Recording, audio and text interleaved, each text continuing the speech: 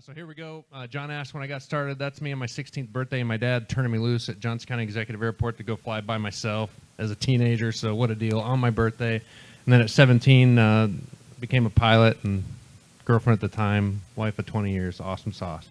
That's me at 17 deciding that, hey, man, my dad went to Vietnam in the Army. My brother went to West Point. Like, I guess I'll join the Army. That's what you do, right? So before my senior year in high school, I went on down to Fort Leonard Wood. And, you know, the first time I saw an A-10 was at Fort Leonard Wood on like a 12-mile road march. And I got this 50-pound backpack on my back. I already love airplanes. Like, what are those things, and how do I get into doing that? So went to KU, came back, and I got inspired one day. I was in DeSoto on a 60-foot crane truck like the one in this picture here, and I was crawling off into a McDonald's sign like that, and the wind was blowing because it's Kansas, and the sign's moving, and the crane's moving, not the same, and I'm unstrapping this harness to get in that thing, and I thought, I need to get my certified flight instructor certificate and start getting paid to fly airplanes. So I did that. That's some stuff at Gardner. I flew everything I could get my hands on. First assignment in the Air Force, they said, sorry, you're not going to be a pilot, you're going to be an engineer, and they sent me to Tennessee, and so I drug my brand new bride to the local airport before we found a place to live and got involved flying skydivers. Then I got a pilot training slot and went and flew the T-37, T-38, and finally the mighty A-10 at Davis Monthan Air Force Base in Tucson, Arizona. So from there, like John said, I got the most amazing opportunity in 2010 and 11. I got to demonstrate the A-10 all across the country and in some ways around the world in a couple different locations. So I flew like 60 different air show venues in 2 years. That's all I did. Got to, you know, kind of spread the gospel of the A-10, fly heritage flight formations, and screw around with pyro and fly upside down. And that led to the involvement in the air show business. So we've been doing that for about a decade now, and just amazing opportunities. But probably, and like you said, I fly at the airline, so that's the paying the bills part. But probably the biggest privilege I've had the opportunity is to get to fly the P-51 Mustang and get to tell the story of these guys that did the JOB in World War II, and it runs so deep with me, and I appreciate so much what you guys did and what your entire generation did, and it was such a different war than I think what the rest of us have experienced, and we can learn so much from your sense of service. So thank you, gentlemen, and I get to use this cool machine to tell that story. So, all right, should we talk about the A-10 a little bit? Yeah. All right, let's talk about the capabilities of the A-10. That's yours truly there over the skies of Afghanistan a number of years ago. The A-10 is a very versatile platform. We talked a little bit about that already. Here's some of the missions. The bottom line is that thing will provide lethal firepower to those who need it, and many times in close proximity to friendly forces. So that's what we specialize in. Those missions include, and that's really the definition of close air support. It's not sexy. It's not fast, but it carries a lot of stuff, and that's basically what that slide says. It'll go kind of fast going downhill, like 450 knots, but that's downhill. In the winter like this, 369 is about the best we can do level flight. It's about a 6-month process to go from day one flying the A-10 to barely basically qualified to operate the airplane. And probably one of the hardest things is the like 5 different radios that you have to deal with. And I mean, you can be talking to people on the other side of the globe with satellite communication, so beyond line of sight, kind of like you were talking about, and secure and frequency hopping and all these things. So why does that matter? The biggest thing, like the gentleman was mentioning, is that there isn't anyone that we can't talk to. You know, we have the radio equipment to talk to anyone on any kind of radio anywhere in the world. So that pays off sometimes when you're in the area of operation and there's a guy in a convoy that doesn't have a forward observer or a qualified joint terminal attack controller with him, but we can still click over to the Fox mic frequency and hear the trucker come and go, "Hey, Bubba, sounds like you're in trouble. What can we do to help?" So, kind of cool.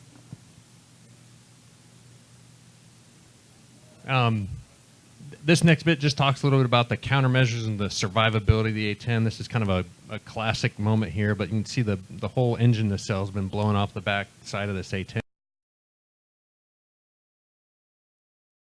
And then they brought it back and landed it and went and gotten another one because you can.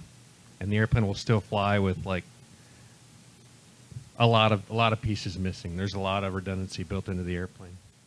Any number of organizations, whether a ground-based Army or Marine Corps or Special Forces organization, can zap us trons in the form of elevation and target coordinates, and we can instantly slave sensors there to look at it. Or one of the latest, this is stores management here. The targeting pod does amazing things. So this is kind of the part I was going to get to. What your question is, this the new joint helmet mounted cueing system. So if you look right in front of my right eye there, you can kind of see a little piece of glass.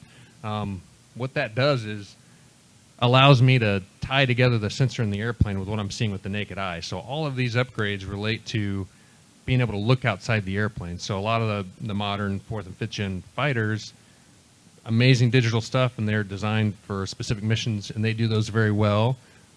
What the A-10 is designed to do is support the guy on the ground, and that includes looking outside the airplane and looking down at the ground and being able to see it. But now I can tie what I see with the naked eye into the digital system to use all the modern weapons while I'm still looking outside and have that situational awareness of actually looking at what's happening on the ground right now. So for an example, day or night is kind of the point there.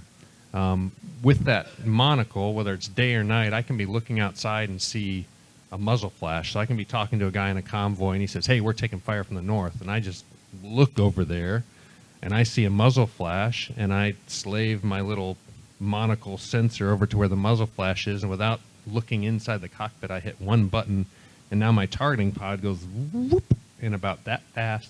Now I look inside and I've got this beautiful picture zoomed in at like 9 times from 15 miles away, and I can see, yeah, there's 2 bad guys in the back of a truck right there.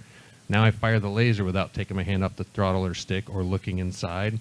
I generate coordinates and put them in my system, and in about the amount of time it took me to have this conversation, I can be inbound with a 500 or 2,000 pound bomb to put on those exact grids that I generated from my own cockpit that started with seeing something with the naked eye. In this particular case, this shows a guy at 10,000 feet, and I'm headed west, and I'm looking north, and it's at night, and this is kind of what I see.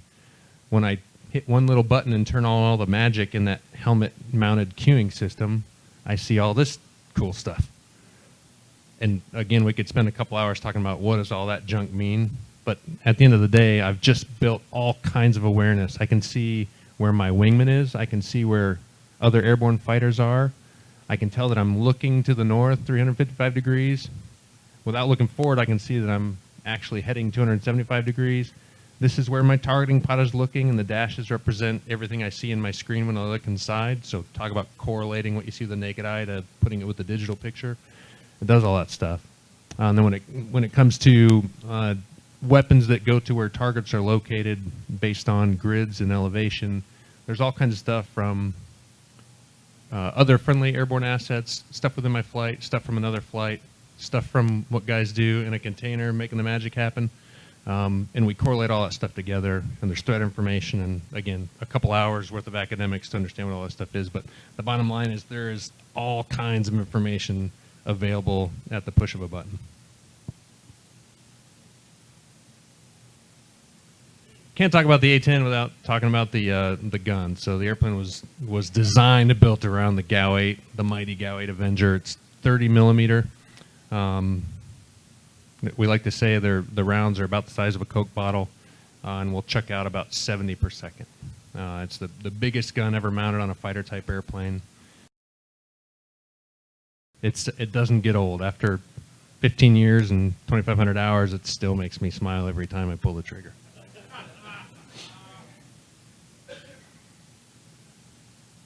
Let's just talk about what that's like for a second. It's some of the most common questions are, what's the recoil like on that gun? Is it does it slow the airplane down? And many have seen the Discovery Channel special on the A-10, and there's some fun questions that always come from that. The recoil is significant. The interesting part is that the airplane is almost always pointed at the ground when we fire the gun, so it's accelerating. So that rate of acceleration will decrease. So after some number of years and number of times shooting the gun, you start to gain a little more awareness of the world around you. On a good combat 200 or 300 round burst, you actually will fall forward in the straps and find yourself falling forward because of the recoil of the gun. So you're hurling your 40,000-pound airplane at about 400 miles an hour and accelerating, and the gun is making it accelerate less. It's kind of cool. For the gun gurus in the room, I mean, that gun is accurate out to 2 nautical miles. Yeah, so it's not quite the same as flying the Mustang, where it was whites of the eyes to get enough bullet density to get in there. That gun's incredible. Nothing else is like it. One of the things that referenced the vulture comment is a lot of times in the current counterinsurgency kind of situation we've been in for 25 years, friendly forces are taking fire, and all it takes is showing our face. All we have to do is go, "Are you sure? Are you sure that's really what you want to do right now?" So, this isn't the biggest picture, but if I could show you this picture on the left up close, you'd see that in the background is a balloon that's up at like 10,000 feet, which is a sensor balloon over a forward operating base, a friendly forward operating base. And in the foreground, there's about 20 little black dots, which are friendly forces hiking back into the FOB from a mission. And we got asked to support those guys. They've been taking pop shots every day when they come back in out of the field. And so we're there, and they go, "Hey, can you just let it be known you're here while we're making this 35-minute hike back over there?" So you can see right there. I mean, that's probably 100 feet off the ground, and whatever it is, 400 knots, and no one took a shot that day, right? So that's one of the. It's all it takes is just being there sometimes, which is I think everyone who's served has experienced this. I mean, there's that brotherhood that comes from just brothers in arms. There's nothing like that. So there's a friendship you can only understand if you've done the job, you've been threatened together, you've brought the heat together, and that's kind of what this picture means. I had a sense of service already growing up. My grandfathers and great grandfathers served, and my dad and my brother. So that, I had no. That was just normal for me. And like I said, I think it just heightened my awareness and appreciation for all who have served, because you go see the other side, you go do the job, and you come home, and it makes you appreciate what we have and what it took to maintain it. And it makes me want to do stuff like fly that Mustang and go, when I'm at an air show, spend the time to talk to the kid who's hanging on the fence and is dying to hear what in the world that's about. If I can plant one seed with someone like that in the younger generation that's growing up, and have them appreciate what so many have done, and appreciate what freedom really means. Yeah, that just goes deeper and deeper with me.